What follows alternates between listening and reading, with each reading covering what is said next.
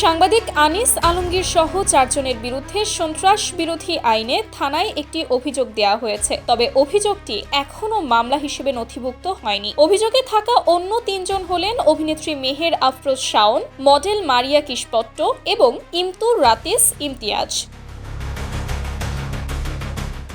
রোববার 14 ডিসেম্বর দিবাগত রাত 2:30টার দিকে জুলাই রেভলিউশনারি অ্যালায়েন্সের কেন্দ্রীয় সংগঠক আরিয়ান আহমেদ রাজধানীর উত্তরা পশ্চিম থানায় অভিযোগটি করেন। উত্তরা পশ্চিম থানার ভারপ্রাপ্ত কর্মকর্তা ওসি কাজী মোহাম্মদ রফিক আহমেদ সোমবার দুপুর 12:30টার দিকে অভিযোগ পাওয়ার বিষয়টি গণমাধ্যমকে নিশ্চিত করেন।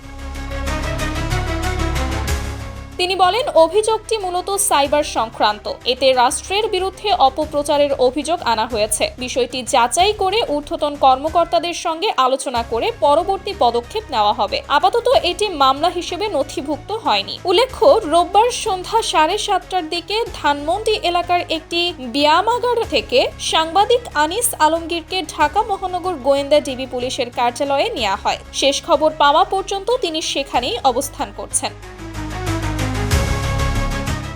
Sumaiya Snigdha, daily our Bangladesh.